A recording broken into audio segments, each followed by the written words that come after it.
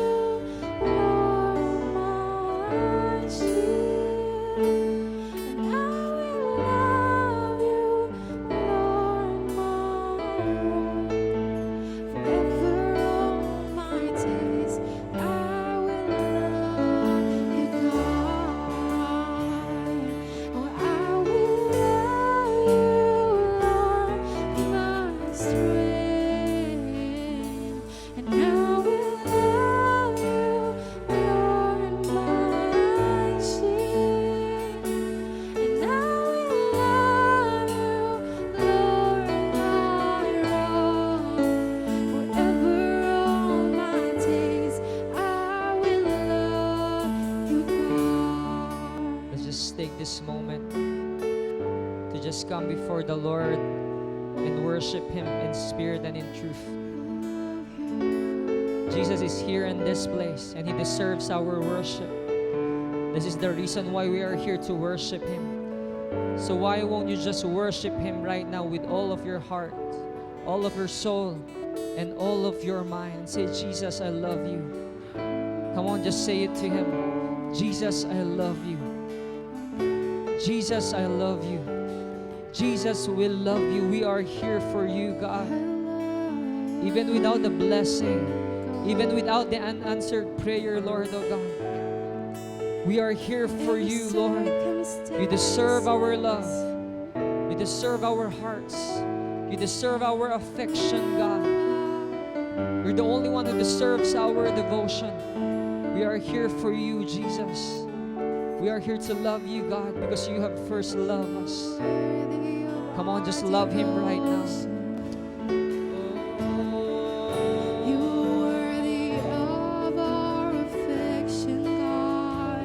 Just look upon Him. Just look upon the beauty of Jesus. Let our love be fragrant of fruit. We love you, Lord.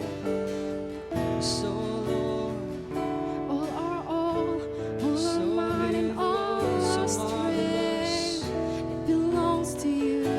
so wonderful you are.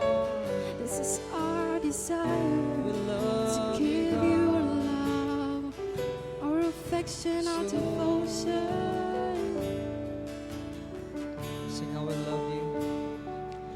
I will love you, Lord, my strength. Oh, I will love you, Lord, my shield. And I will love you, Lord, my rock. Forever all my days, I will love you, Lord. Jesus, we bless your name here in this place, God. Come and take our worship. Come and receive our offering, Lord. Because you're the only one who deserves our best, God. You're the only one who deserves our love, wholehearted love, God. So, Lord, here we are. We come down before you, Lord, and say, God, come and manifest in this place.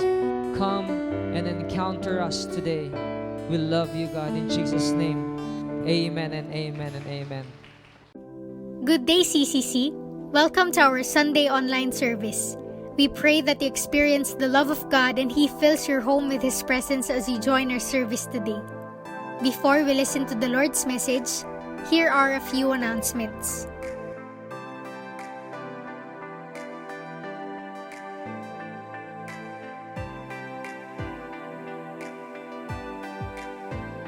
You may give your tithes and offerings via online banking. Just send to our video account number 006-180-189-780. Then send your transaction receipt here on our Facebook page Messenger. Or, if you can drop by at CCC Vegan, you may give your tithes and offerings to Sister Janine or Sister Sharon. And now, it's time to listen to the Word of God. So get ready, engage yourself, and open your hearts to receive greatly from the Lord. It's such an honor to be once again speaking first service natin. And in behalf po ng ating senior pastor, Reverend Lacaden, I greet you all a good morning. Pakitignan naman po yung katabi nyo and pakisabi good morning. Ayan, natutuwa po ba kayo na nakikita nyo yung katabi nyo na nandito ngayon sa simbahang ito para pupurihin ang Panginoon? Amen. So, this morning po, I'm gonna speak about transformed from the inside out. Transformed from the inside out. Naniniwala po ba tayo na araw-araw ay binabago po tayo ng Panginoon? Amen. Pakitanong po ulit yung katabi mo, binabago ka pa rin ba ng Panginoon hanggang ngayon? O tumigil na po tayo mga a few years ago, nung nagka-pandemic po, hindi na po tayo binago ng Panginoon. Dahil napagod na po tayo sa pandemic. Hindi po, no? So, alam niyo po, konting kwento lamang, no, kung bakit ito po ang ating pag-uusapan ngayong umagang to. Meron po akong group chat sa mga kaibigan ko na mga kapwa din na med students. Dahil nga po online, hindi po kami magkakakita-kita at nagkakamustahan po kami. Sila rin po ay mga Kristiyano. Kaya naman, kapag po nag-uusap kami sa group chat namin, syempre matagal na po kami hindi nagkikita-kita. Usually po, pag magkikita-kita kami, kakain kami sa labas dati kasi hindi rin kami masyado magkakaklase. Pero magkikita po kami sa labas o pupunta kami sa dorm ng kasama namin. Tapos magkakamustahan po kami. Uy, kumusta? May testimony ka ba dyan? May praise report ka ba dyan? Anong nangyayari sa buhay mo? Tapos po yung mga kaibigan ko, yung mga testimony po nila the past days ay parang, kunwari po yung isa po ay nagkasakit po. Na COVID po yung family nila. Pero praise God, dahil po after 1 week, healed na po sila. And naniniwala po tayo dahil po yun sa Panginoon because of the healing power of God. And praise God for that, natutuwa po kami para doon. Yung isa naman pong kaibigan ko, nai-stress po siya last month dahil sa exams and dahil po napaka-toxic ng duty nila sa rotation nila sa surgery.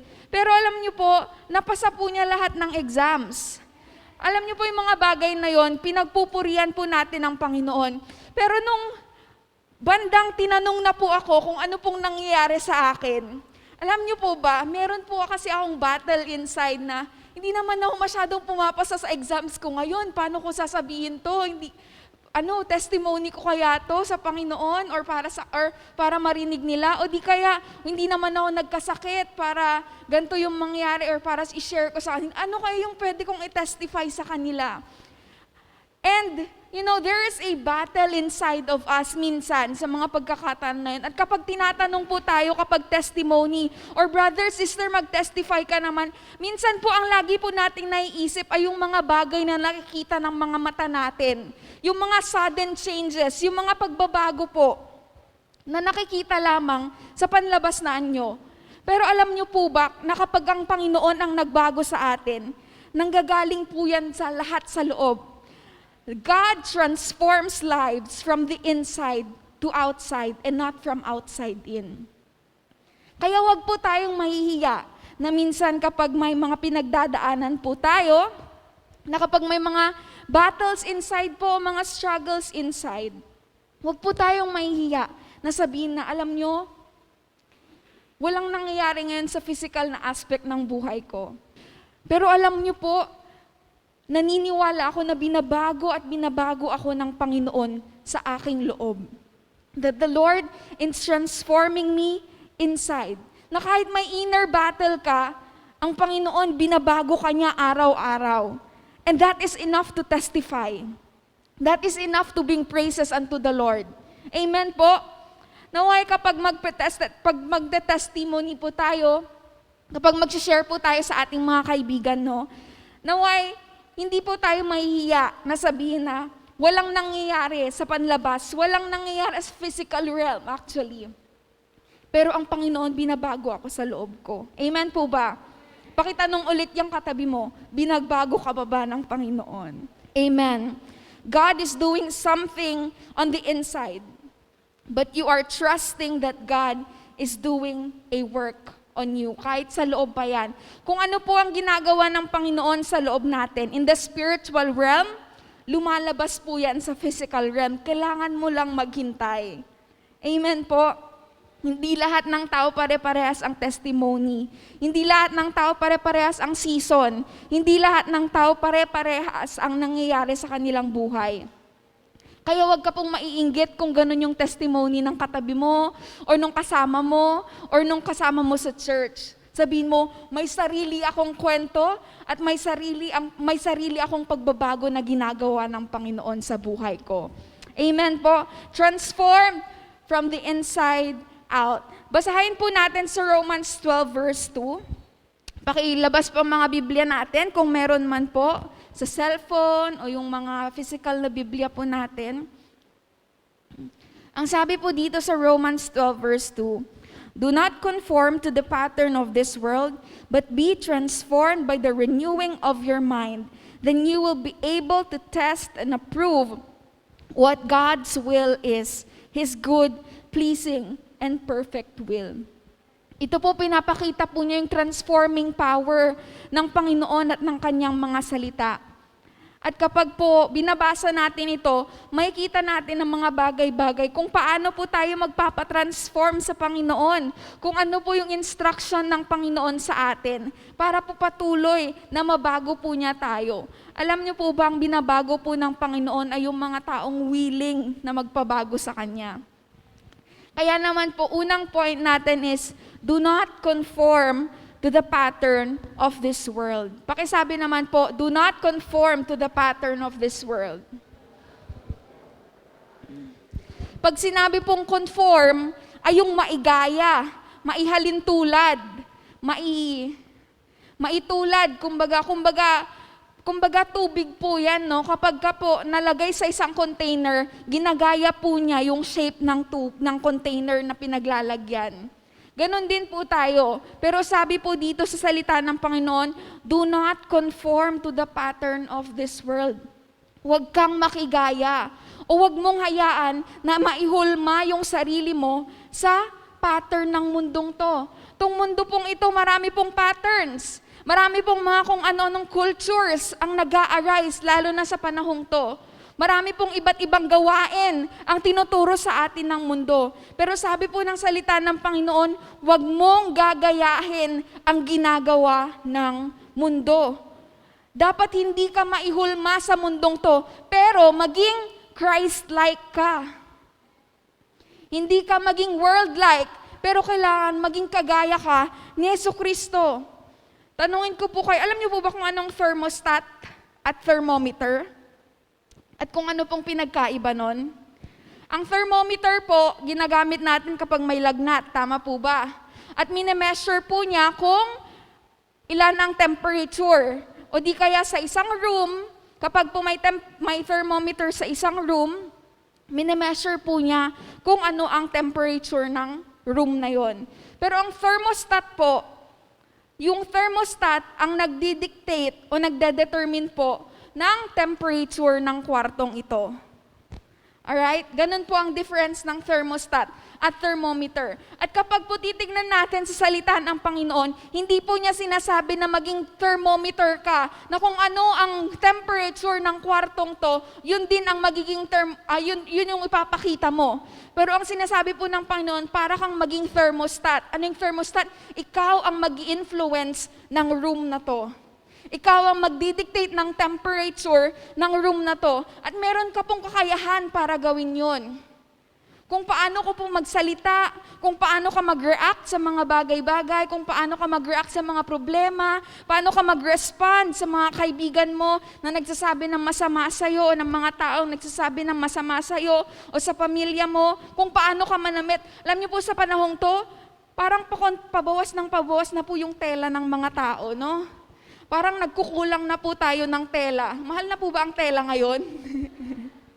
Hindi naman po masama, ngunit alam niyo po, sinasabi po ng Panginoon na yung mga pinapakita po natin, naway wala pong may stumble o naway wala pong mahila sa kasalanan. Ganun po ang pagiging Christ-like. Amen. Kaya naman po, so the way that we speak, the way that we react, the way that we talk with our friends, the way that we do the things that we do every day, hindi lamang po kapag Sunday tayo nagiging Christ-like. Pero sana everyday po, tinatry po natin yung best natin na maging kagaya ni Jesucristo. Amen po ba? Amen. Kapag po ba galit kayo, nalilid po ba tayo sa kasalanan agad? Kapag po yung anak nyo, hindi po sinunod yung gusto nyo, sinisigawan po natin agad. Wala pong patience, wala pong long suffering, walang understanding. Aya po nakasuksukir dating ubi. Yung umaga pa lang, galit na yung nanay. Kasi hindi sumusunod yung bata, pero sabi po sa fruit of the Spirit, isa po doon na fruit of the Spirit ay patience or long suffering, kindness, sa mga tao na nasa paligid natin, lalong-lalo na sa mga kasama natin everyday. And yung mga kasama po natin everyday ay yung family po natin. Kaya nawa ipakita po natin sa family natin yung pagiging Christ-like. Amen po. Kapag hindi ba sinusunod ito ng empleyado mo o ng taong may boss sa'yo, kapag hindi ba niya sinusunod, pinapagalitan mo agad or pinapahiya mo agad?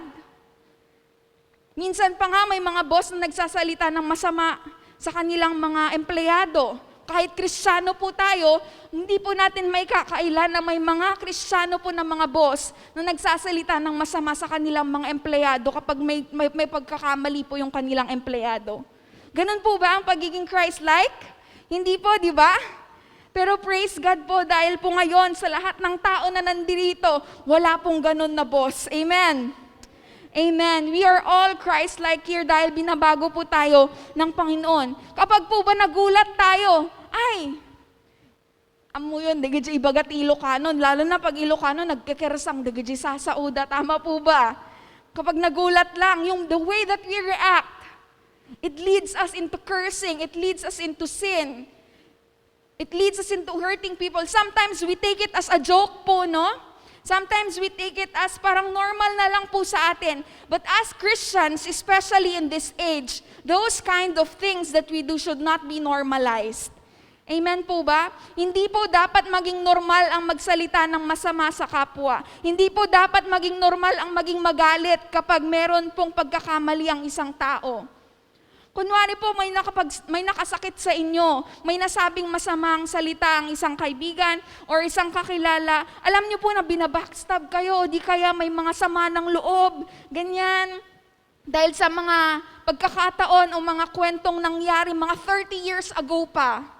Tapos hindi pa po humihingi ng kapatawaran, hindi pa po humihingi ng forgiveness. Pero ang tunay na Kristiyano, hindi pa nagsusorry yung taong yun, pinapatawad nyo na agad. Amen po ba? Amen? Parang wala pong may gustong magpatawad dito. Amen po ba? Amen! Ang tunay na Kristiyano, hindi pa po nagsusorry yung kapatid mo, pinapatawad mo na agad. Hindi po ito usapang pride, pero usapang pagiging Kristiyano po ito. Bitawan mo yung pride mo. Pakisabi naman sa katabi mo, bitawan mo na yung pride mo, brother, sister. Patawarin mo na yung taong yon. Dahil po, do not conform to the pattern of this world. Huwag mong gayahin yung mga taong hindi tanggap si Kristo sa buhay nila. Dahil ang pagkakaiba ninyo, ikaw may Jesucristo na nagmamahal sa'yo at alam mong tanggap ka kahit anong dumi, anong kasalanan ang nagawa mo. Yung taong yun, hindi pa niya kilala si Jesucristo. Kaya naman ipakita mo doon sa taong yun, alam mo kahit hindi ka pa humihingi ng sorry, mahal na kita at pinapatawad na kita kasi ganun ang ginawa ng Panginoon sa akin. Amen? You are far better or you are, ahead of the game, sinasabi po nila. The fact that you are breathing right now sa pandemyang to, the fact that your family is still alive, you can still eat 3 times a day or 2 times a day, you are ahead of the game already and you deserve more than what you ever deserve. Meron ka ngayon ng mga bagay-bagay na hindi mo deserve dahil sa pagmamahal ng Panginoon. Amen po ba? Kapag po ba depressed ka, or kapag po ba may problema ka, ginagaya mo po ba yung mga taong nasa mundong to at umiinom ka rin ng alak, nagpa-party ka, o di kaya pumupunta ka sa mga friends mo, sabihin mo, Tol, may problema ako. Tara, inom. Tara, shot. O di kaya sa bahay nyo, ganyan. Instead na magpe-pray ka dahil may problema, instead na magbabasa ka ng Biblia at ilaban mo sa prayers, yung mga problema mo, nilalaban mo sa alak. May mga ganun po ba dito? Wala. Amen. Amen.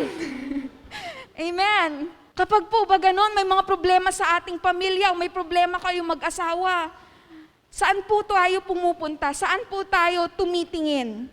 Tumitingin po ba tayo sa mundong to o tumitingin tayo sa Panginoon? Huwag mong gayahin yung mga kaibigan mo na sa ibang bagay pumupunta kapag may problema. Pumunta ka sa Panginoon. Iusap mo sa Kanya. Sabihin mo sa Kanya kung anong pinagdadaanan mo. At pumunta ka sa mga kaibigan na hindi laklakero, laklakera.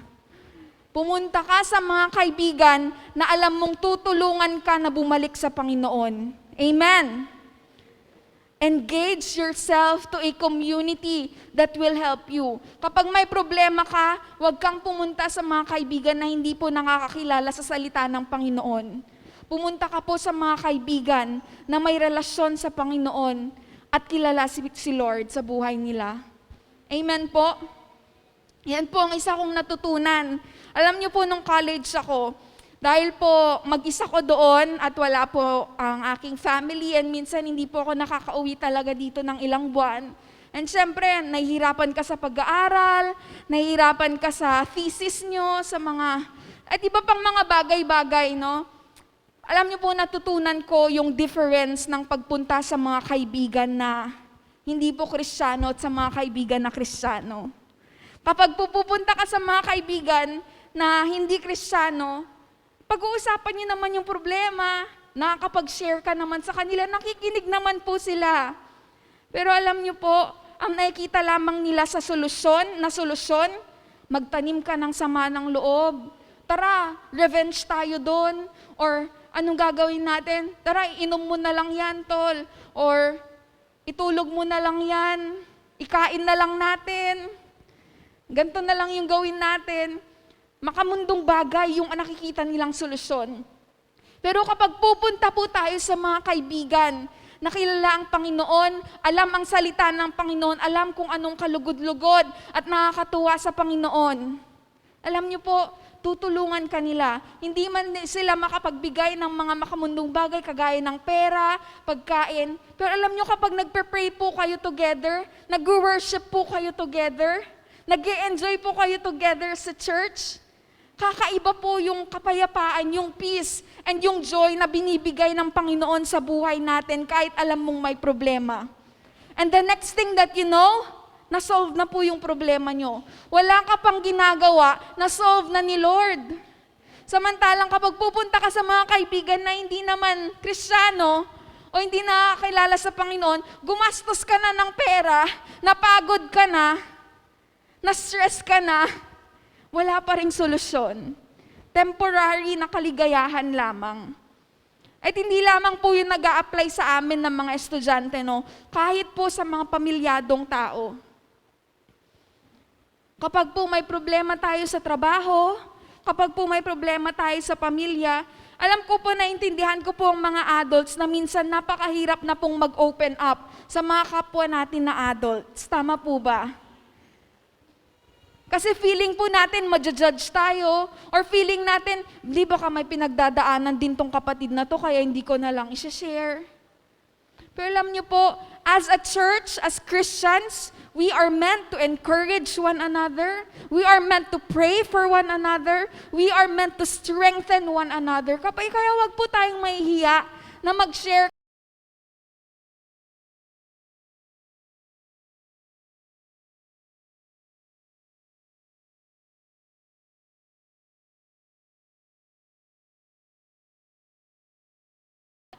Sa ano pong sabi sa salita ng Panginoon? No tinungpa na ka dito'y banger nga pingping, i-offer mo. DJ banger. Or kapag binato ka ng bato, batuhin mo ng tinapay. Ganun po ang pagiging Kristiyano. Do not conform to the pattern of this world. Huwag mong gayahin yung mga taong nandyan. Pero ikaw yung mag-influensya sa taong nakasakit sa'yo at sabihin mo, alam mo, mahal ka ng Panginoon at pinapatawad na kita. Amen.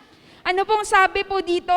Do not be conformed, be transformed. Sa Matthew 5 verse 13 po, sabi po niya, you are the salt of the earth, but if the salt has become tasteless, how can it be made salty again? It is no longer good for anything except to be thrown out and trampled underfoot by men. Alam niyo po, ng mga unang panahon, wala pa pong ref. At ang ginagamit po nila para ma-preserve po ang mga pagkain, na tumagal po ang mga pagkain ay asin.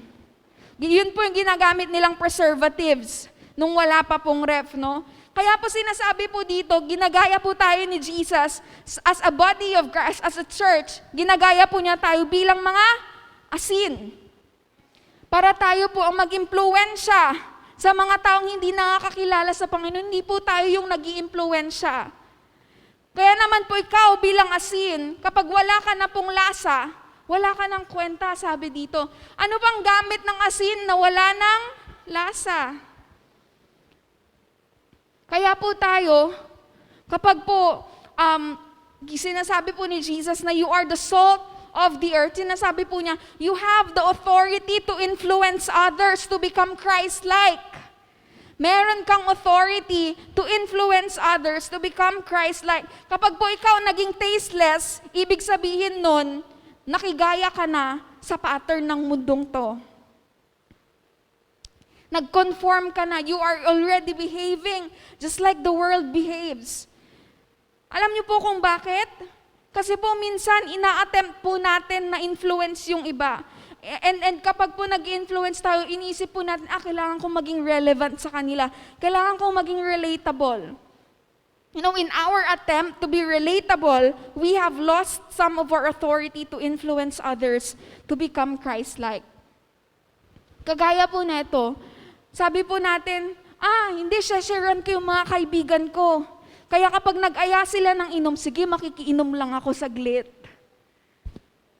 Okay lang na makainom kahit isa lang or half na glass lang. Para, habang nag-uusap kami, ma-sharean ko sila. Pero hindi mo alam, ikaw na pala yung na-impluensyahan. Tama po ba? Or di kaya, sa mga simpleng mga bagay lang, sige, makikisama ako sa mga taong to, sa mga kumare ko na nagchichismis sa labas. Akala mo, hindi ka ma-impluensyahan na maging marites ka na rin. Kasi ganun po ang mundo. Madali pong ma-impluensya sa mundong to. Pero alam niyo po, hindi mo kailangan maging relevant para impluensyahan mo yung taong to. Kapag nakita mo yung isang kapatid mo or isang kapitbahay or isang kaibigan mo na masama yung ginagawa, you can confront that friend with kindness. Sabihin mo, sister, alam mo, mas better kapag ganitong word yung gamitin mo. Yung hindi mo naman dedirectin, hoy, madideta, basol deta. Hindi naman, no? Pero alam niyo po, we should learn to, practice confronting people with kindness. Ako po, hindi ko po talaga kaya noon na mag-confront ng mga tao. Hindi ko po kayang mag-correct ng mga tao kasi feeling ko po noon magagalit sila sa akin. Pero alam niyo po, habang nakikilala ko ang Panginoon, natutunan ko po na dapat mas mataas ang fear of the Lord natin kaysa sa fear of man. Na dapat po ang tignan natin, yung sasabihin ng Panginoon sa atin, hindi po yung sasabihin ng ibang tao sa atin. Do not conform to the pattern of this world. As long as you are doing it with love, and you are doing it with good intentions, and you ask the Lord for help, His grace will be released to you to talk to that friend with love and kindness. We just have to ask the Lord. Minsan po kasi nagdedepend tayo sa sarili nating kakayahan. Tapos minsan po iniisip natin, napaka-righteous nating Kristiyano. Ang dami-dami na po nating sinasabi dyan sa kasama natin, pero hindi po natin kayang i-correct yung sarili natin. Kaya po nararapat lamang na kahit wala pong taong nakakakita sa atin, we are making sure that we are being transformed by the Lord. Na hindi lamang po tayo mapagpanggap, kagaya po ng sinabi nila sa mga Kristiyano noon na hipokrito. Hindi ka po mapagpanggap na Kristiyano, pero ikaw ay tunay na Kristiyano. Amen po ba? At alam niyo po, kapag po na-influensyahan tayo sa mundong to, dahil po sa ating pagiging hindi masunurin, what makes the salt again tasty? It's obedience. Can you say obedience? Pagsunod sa salita ng Panginoon. Dahil alam niyo po, your obedience matters to God. Pakisabi naman po sa katabi mo ulit, your obedience matters to God. Yung pagsunod mo sa Panginoon, it really moves His heart. Every time that you say yes sa mga salita niya, every time na nasasaktan ka dahil sa mga sinabi ng mga kaaway mo, ng mga taong sumisira sa'yo, and you try to offer the other cheek and hindi ka po nagre-revenge, it moves God's heart because you are obeying the word of God. Kapag sinabi po niya, love your neighbors as you love yourself, and sinunod mo po yun, sabi mo, yes, Lord, I want to love this neighbor as I love myself, as you love me, Lord God. It really moves God's heart. Yes, Lord, I want to forgive my husband or my wife for doing this today. It really still moves God's heart. Every time that you choose to obey His word, it moves God's heart. It matters to God. At kapag po sumusunod po tayo sa kanyang mga salita, doon po tayo unti-unting mas nagiging tasty bilang asin sa mundong to. Dahil po, hindi na po tayo kagaya ng mundong to, unti-unti na po tayo nagiging Christ-like. At kapag nagiging Christ-like na po tayo, nahihirapan na po ang mundo para impluwensyahan tayo. Amen po? And sometimes, minsan, hindi po tayo nag-o-obey sa salita ng Panginoon kasi minsan tinatry po natin na i-figure out lahat ng bagay. Tinatry po natin na maintindihan. Lord, bakit ko naman to susundin? Hindi ko naman nagigets. But you know what? You don't have to understand to obey.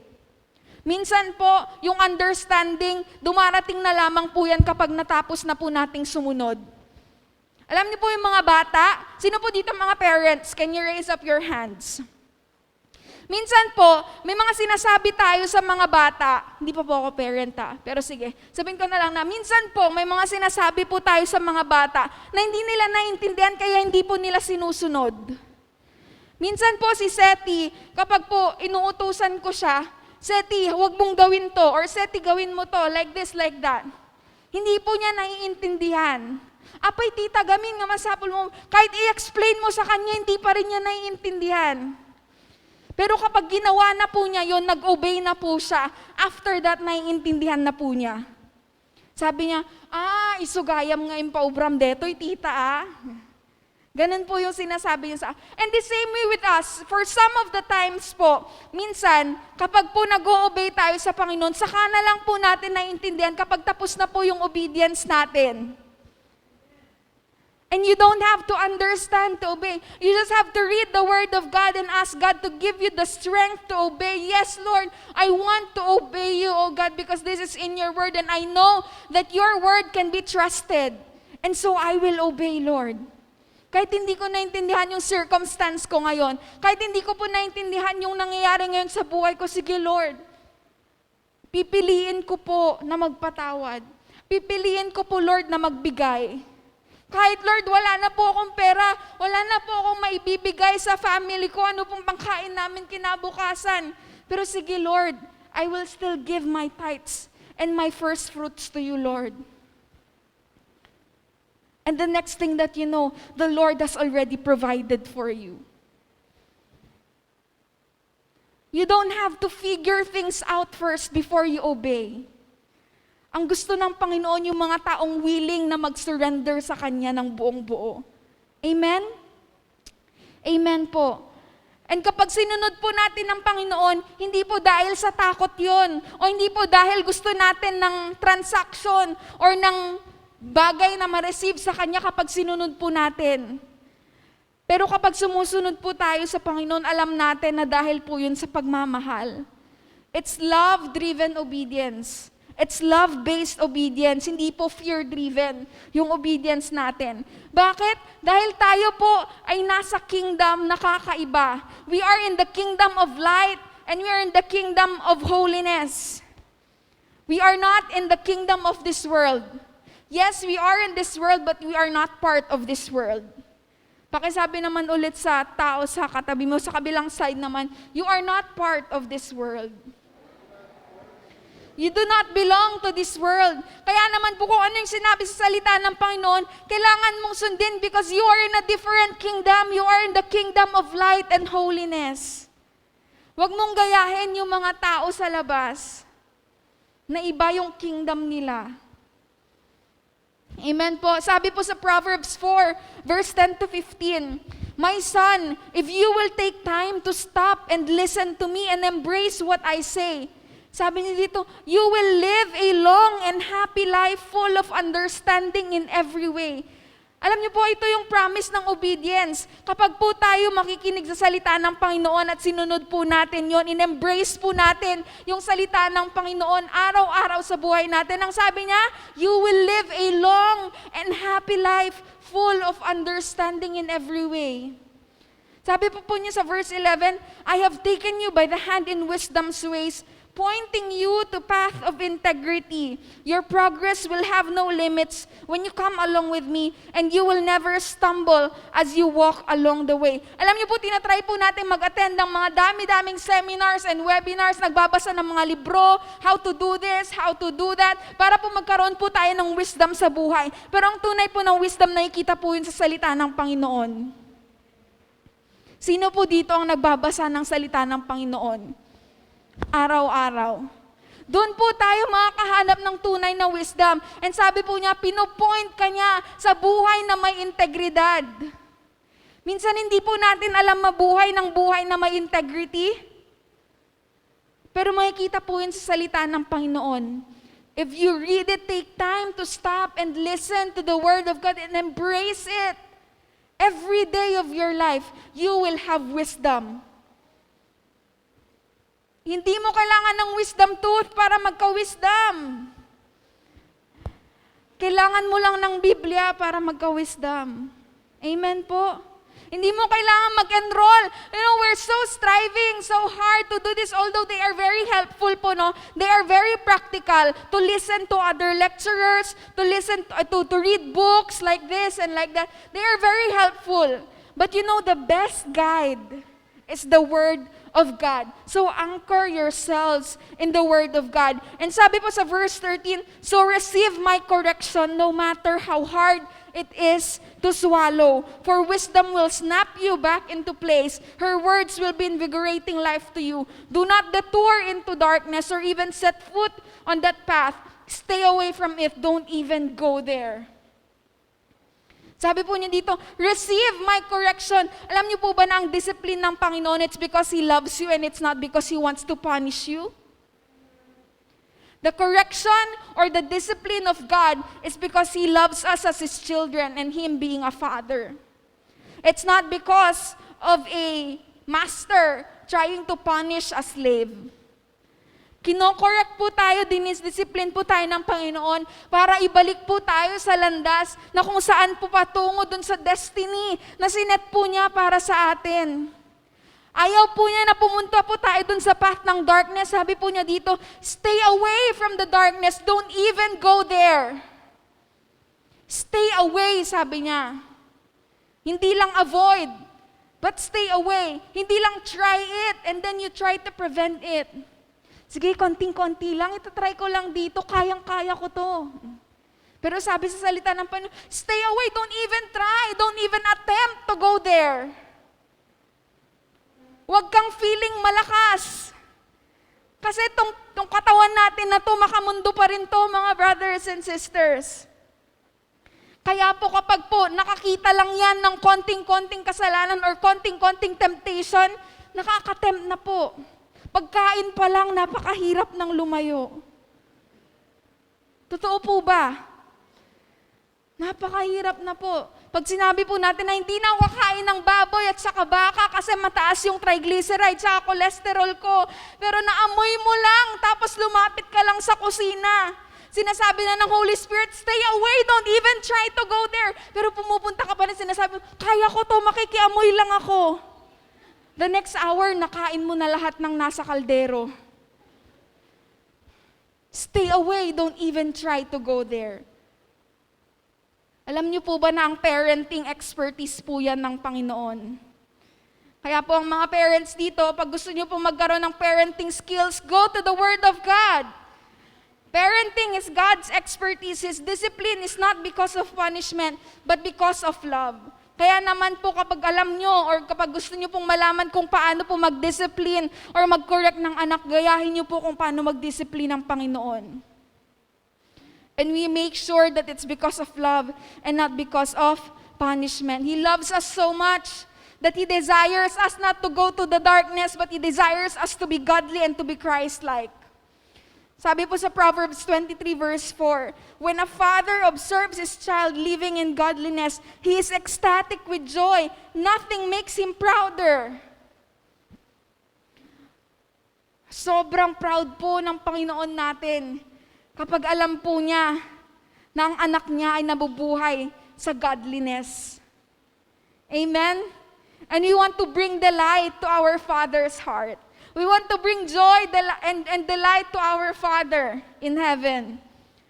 Kaya po naway mabuhay po tayo sa godliness and sa purity, sa holiness. Amen? Amen. Kaya po sa mga salita ng Panginoon, lalo na po sa mga gospel or sa Matthew, lalo na po sa Sermon on the Mount, sa New Testament po, makikita po natin doon lahat ng mga instructions ng Panginoon. Lahat ng mga gusto po niyang sabihin sa kanyang mga disciples at sa kanyang mga anak, makikita po natin lahat doon. And kapag inobey po yun, minsan po hindi po tayo perfect. Hindi po natin lahat yon kayang gawin. May mga pagkakataon po na tayo manghihina, tayo magkakamali. Pero everyday po, as God is transforming us everyday, unti-unti po tayong nababawas, unti-unti po tayong nalalayo sa kasalanan. Hanggang maging Christ-like na po tayo.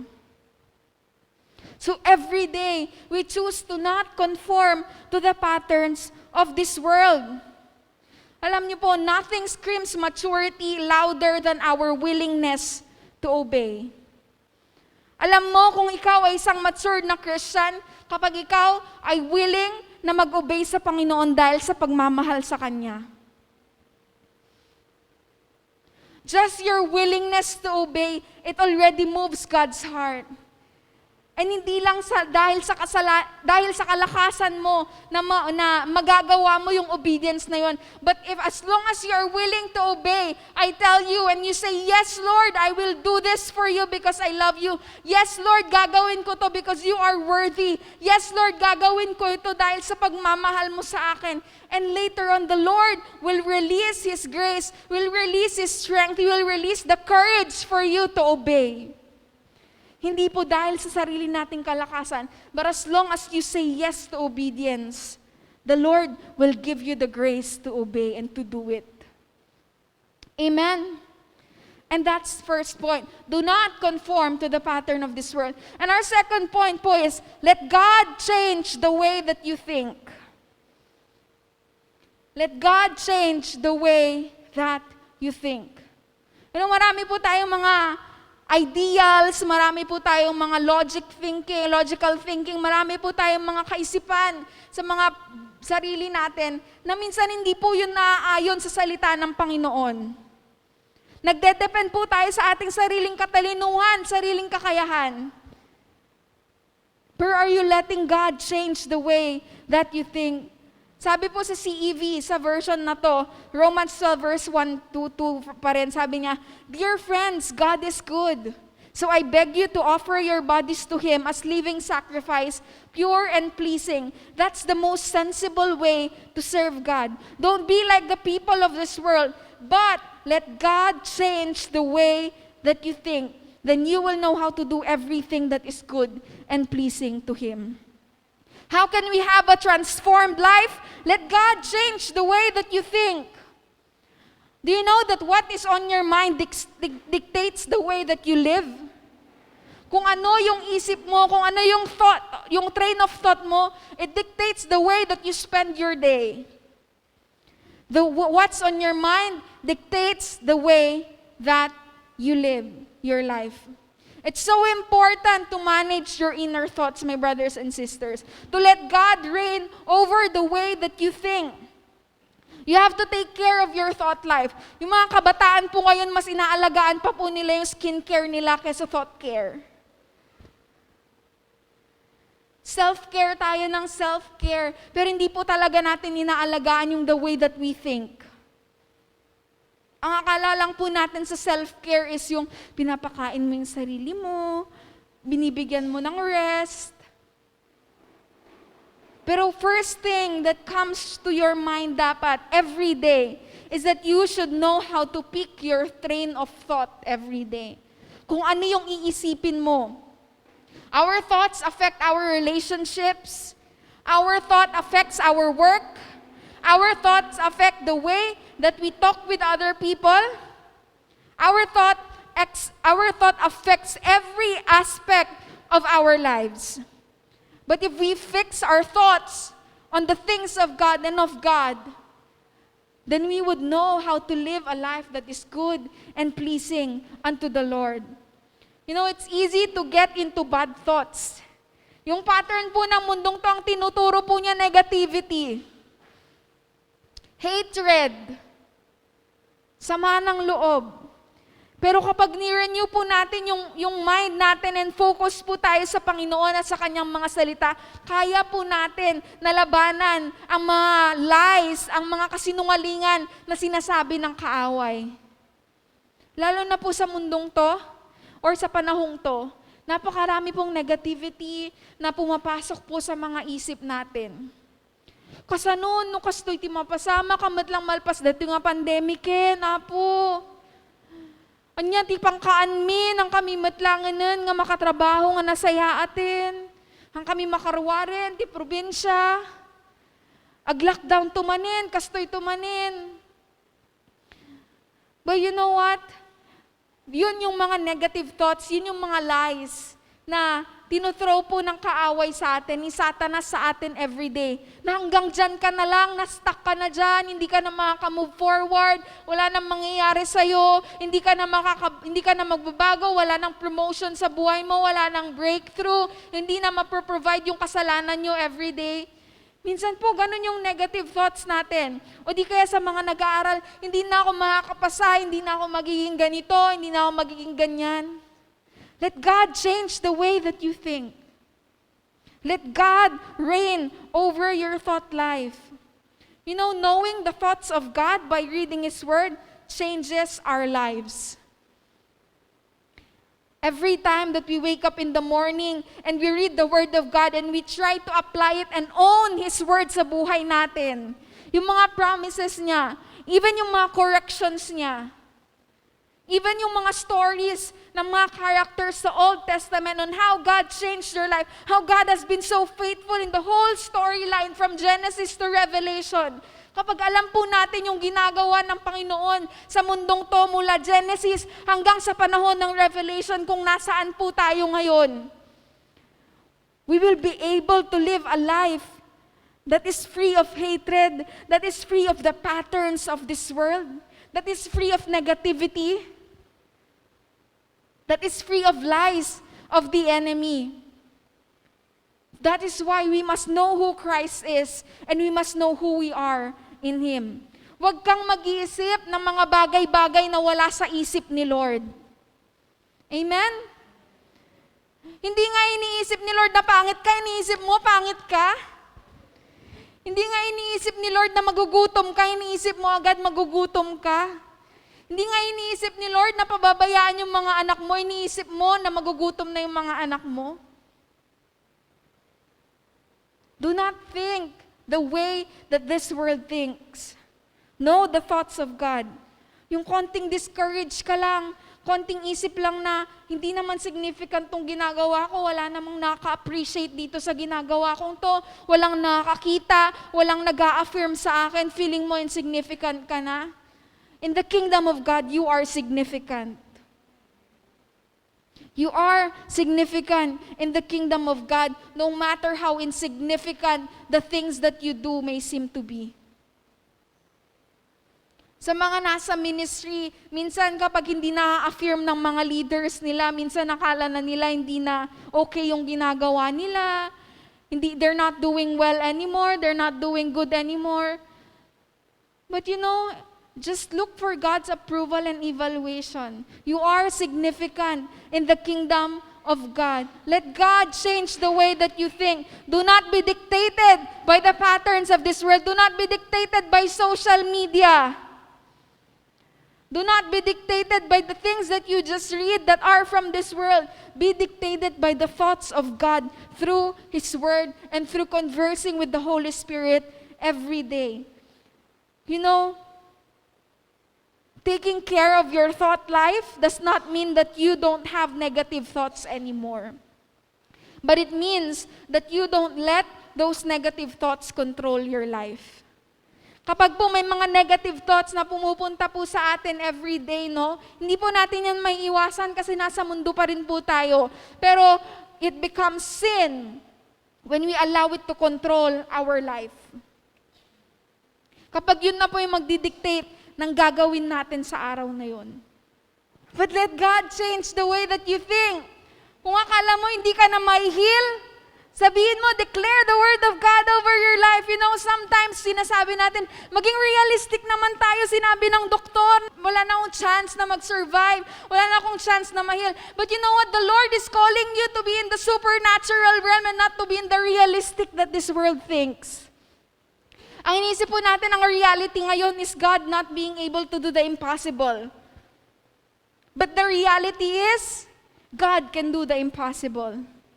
God can do the supernatural. Let God change the way that you think. Kapag akala mo hindi mo na mababayaran yung utang mo and you will not be free from those financial debts and financial problems anymore, declare it, Lord, I will be set free in Jesus' name. You will pay all my debts and I will never have debt again for the rest of my life in Jesus' name. The Lord can do it. Let God change the way that you think. Don't feel like God is super inferior that He cannot do the impossible. Yung mundong to, tinuturuan tayo, be realistic. Walang mirakulo, walang himala. But you know what? God can still do the impossible. What He did in the Old Testament and in the New Testament, how He healed the people, He has given you the authority to declare healing upon people. Especially upon your body. Amen? You will be transformed if you are more committed to God's thoughts than your own thoughts. Minsan, iniisip natin yung mga sarili nating thoughts, no? Nagbe-base tayo sa mga salita natin kaysa sa salita ng Panginoon. Alam niyo, kapag nagbe-base ka po sa sarili mong salita, baka maganda po na i-check po natin yun sa salita ng Panginoon. Tama ba o naaayon ba yung thoughts ko dito sa thoughts ng Panginoon sa Biblia? Kailangan po nating mag-check, no? Itong mga ginagawa ko ba, naaayon ba to sa thoughts ng Panginoon na nasa salita niya sa Biblia? Kaya napaka-importante po, brothers and sisters, na magbasa tayo at magkaroon po tayo ng Biblia sa ating mga bahay. Hindi lang po tayo nagbabasa ng Biblia kapag Sunday. Minsan nga hindi na tayo nagdadala ng Biblia pag Sunday. Ine-encourage po tayo ng pastor natin, kapag sino po ang walang Biblia dito, magsabi lamang, bibigyan namin kayo ng Biblia. Alam niyo po ba, ang pinakamaraming prints sa buong mundo ay Biblia?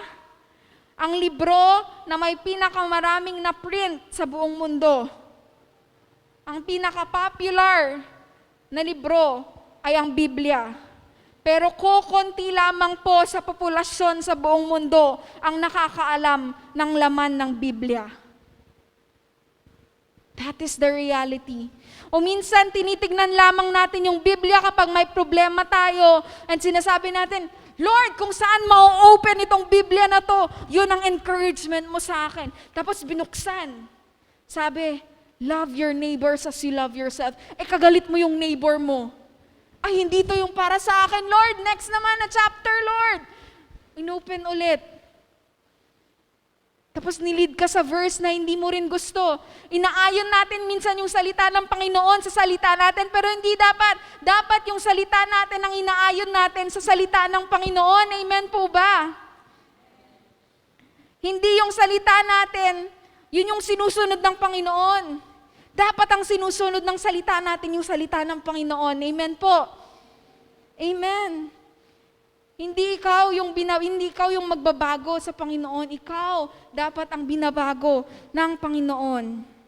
Sabi po sa John 8 verse 31 to 32, so Jesus said to the Jews who had believed Him, if you abide in my word, you are truly my disciples, and you will know the truth, and the truth will set you free. And this is the truth. This is the reality. Our reality has been clouded by impossibilities of this world. But in reality, God is believing in the supernatural. He can do the impossible. Knowing this truth will eventually free your inner man. You know, we open our Bibles to know God and to learn about His thoughts and not to validate what you think already. Dapat po, gaya ng sabi ko, dapat yung salita ng Panginoon ang nagbabago sa atin at hindi yung tayo ang nagbabago sa salita ng Panginoon. Minsan, ine-interpret lang natin yung salita ng Panginoon base sa gusto nating interpretation. Pero dapat po, hingin natin ang tulong ng Holy Spirit. Holy Spirit, anong ibig sabihin ng salitang to? Holy Spirit, ipakita mo sa akin kung ano ba ang gustong sabihin ni Lord sa salitang to. Minsan nire-rebuke tayo ng Panginoon sa salita niya. But it's okay because we know that He is leading us into the way of the righteous. Gamit ang kanyang salita. Amen? And I pray that every one of us will have a healthy thought life here. You have a healthy thought life when you live in hope. Pakisabi naman po, hope. Hope. Lahat, any thought in your mind that does not inspire hope, it is rooted in lie. Kapag may mga thoughts po tayo na hindi nagpapakita ng pag-asa sa buhay natin, isa po yung kasinungalingan. Kaya lahat po ng mga bagay sa utak ninyo na walang pag-asa, tanggalin nyo po yun, kasinungalingan yun ng kaaway. Pero bilang mga Kristiyano, the Lord has called us to live in hope. Habang may buhay, may pag-asa. Gift po yun ng Panginoon sa atin. Hope. You know that you have a happy thought life when you live in peace. Hindi ka seloso, hindi ka selosa, hindi ka mainggitin, hindi ka magalitin, hindi ka palaaway. You know that you have a happy thought life when you are quick to forgive and give mercy to others. Gaya ng sabi ko, you know how to confront in love and kindness. You know that you have a happy thought life when you like yourself and you rejoice even in your weaknesses.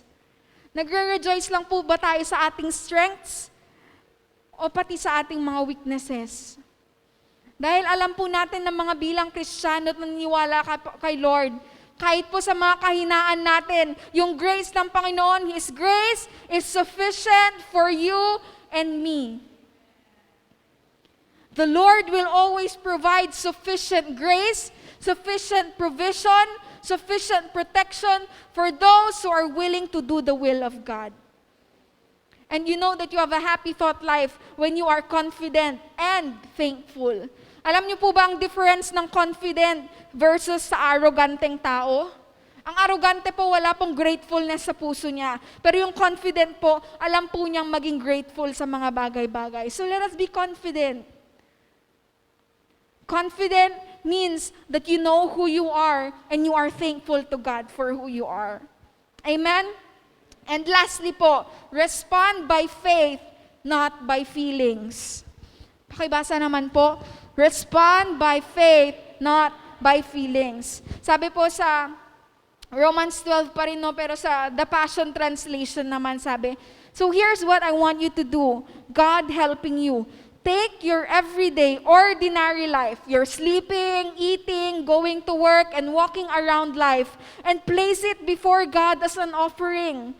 Embracing what God does for you is the best thing that you can do for Him. Don't become so well adjusted to your culture that you fit into it without even thinking. Instead, fix your attention on God. You'll be changed from the inside out. Readily recognize what He wants from you and quickly respond to it. Unlike the culture around you always dragging you down to its level of immaturity, God brings the best out of you, develops well-formed maturity in you. Sabi po niya dito, readily recognize what He wants from you and quickly respond to it.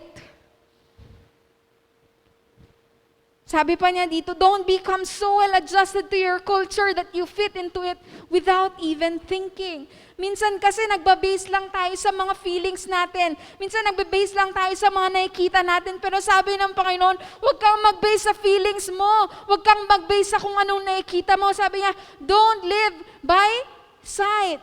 Live by faith.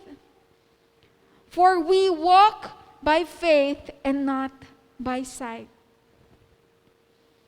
Alam niyo po, feelings are actually great servants, but they are terrible masters. Okay lang naman po yung magkaroon tayo ng feelings. Actually, that is a gift from God. Our emotions, the way that we feel, it's a gift from God. Kagaya po ni Mika, she is a feeler. Ang feeler po ay minsan very emotional, ganyan. But that's her personality and that is a gift of God from her. Kasi dahil po siya ay feeler, she is so easily sympathetic. Tama ba yun? Or empathetic?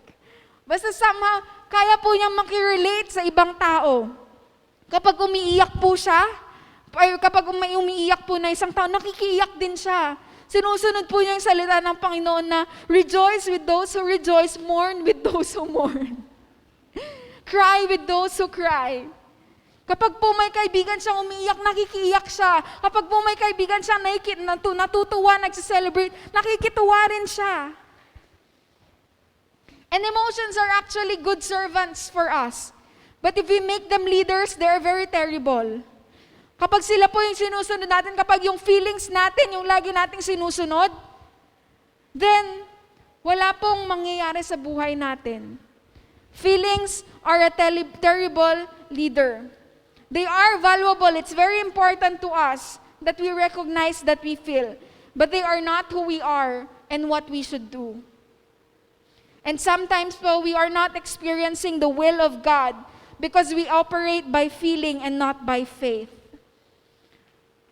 Sino po dito ang nag-ooperate by feeling at hindi po by faith? Sinasabi po nila, love is not a choice. Love is a choice. It's not a feeling. Very applicable po yan sa mga taong naghahanap ng asawa or naghahanap ng mamahalin sa buhay. Pero totoo po yun. Pero sabi po natin sana, hindi lamang by choice, but it's by faith as well. Love is by faith. It's not by feelings. Amen po? Amen. Huwag tayong maging clouded sa feelings natin, sa emotions natin, sa mga natural na circumstances natin. Alam niyo po ba, for a Christian who is walking by faith, this is their reality. God is in control. For a Christian who walks by faith and responds to God by faith, this is their reality. God is our healer.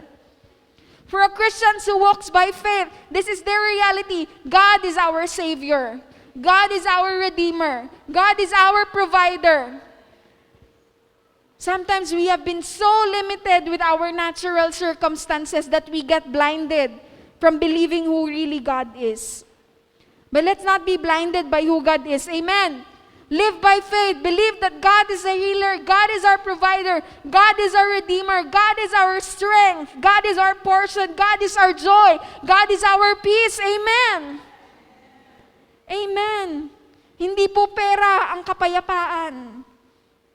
Hindi rin po ang susunod na presidente ang magbibigay sa atin ng magandang buhay. It's the Lord. Put your hope in the Lord and not on the president. Put your hope in the Lord and not to your spouse. Put your hope in the Lord and not to the government. Dahil po kung sino man ang ilalagay ng Panginoon doon, si Lord ang magsusustain doon sa taong yon na manggiging presidente natin. Sa panahon ngayon na people have become so independent and idolizing leaders, let us idolize the Lord Jesus Christ. He is our only hope. He is our only leader. He is our only king. And at the end of this age, just a reminder po sa ating lahat and a sisterly love sa age po natin ngayon, sa panahon na to, where there have been a lot of hatred and a lot of conflicting ideas. Let's choose not to conform to the patterns of this world. Let's choose to love. Let's choose to obey the word of God. Let's choose to pray. Instead po na nakikitalo tayo at sinasabi po sa Facebook kung ano-anong mga bine-blurt out natin, ang mga kino-comment natin against sa kalaban or against sa someone na hindi natin gusto na ma-elect sa posisyon. Why don't you just pray for our nation?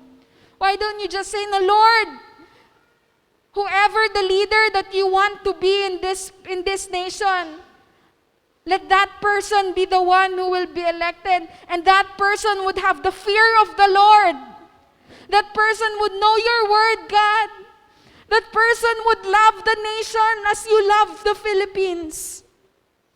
Masyado po natin pinaglalaban yung mga prinsipyo natin sa buhay na hindi na po natin pinaglalaban yung salita ng Panginoon. Masyado po nating nilalaban yung mga presidentiables natin na hindi na po natin nilalaban si Jesus Christ sa buhay natin. Kristiyano pa ba tayo sa panahong to? Alam niyo po, napakahirap na pong i-differentiate ang Kristiyano sa hindi Kristiyano. Pero ang tunay po na Kristiyano, people who are not conforming to the patterns of this world. People who are transformed by God every day. People who are renewed in their mind. Let God change the way that they are thinking. Sila po ang mga tunay na Kristiyano. And I pray that we here in CCC, regardless of who the president that you will vote for, I hope that we are all praying for the Philippines. I hope that we are all praying that Jesus will be the leader of the Philippines, not the president. That the president would humble himself before the Lord and say, God, I am weak. I do not know everything. It's not by my own works. But it's all because of you, God, that I will be able to serve this country well. We are so fearful about what will happen to the Philippines.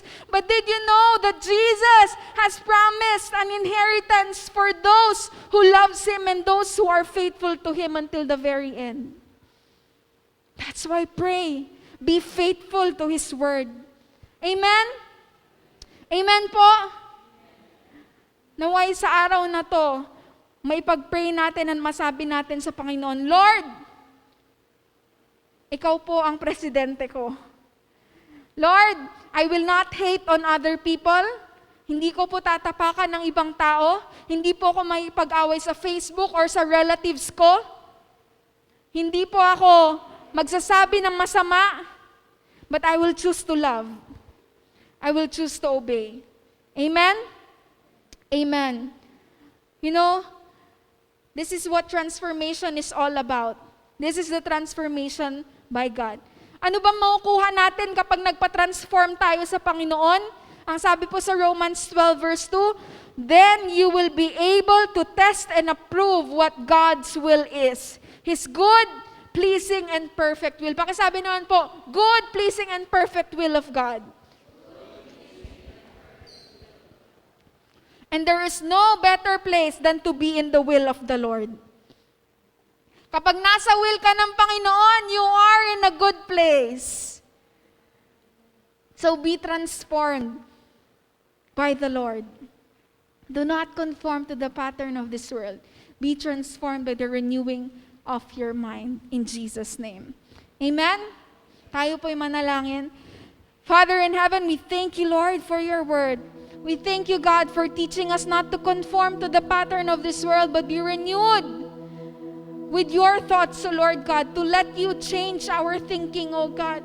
Father, we ask that you give us the grace, you give us the mercy, give us the strength and the courage, O Lord God, to stop relating to this word, to stop keeping ourselves, O Lord God, to be like this world, but for us to be Christ-like, O God. We want to be more like Jesus. Lord, so we ask, O Lord God, that you transform us, change us from the inside out, O Lord God, that whatever that you are trying to do here in our spiritual realm, in ourselves on the inside, O Lord God, that it will be manifested on the physical realm, O Lord God, that it will be seen by people so that we can be salt and light to this world, and we will be able to influence them as well to be Christ-like, O God. So help us as your church, O Lord God.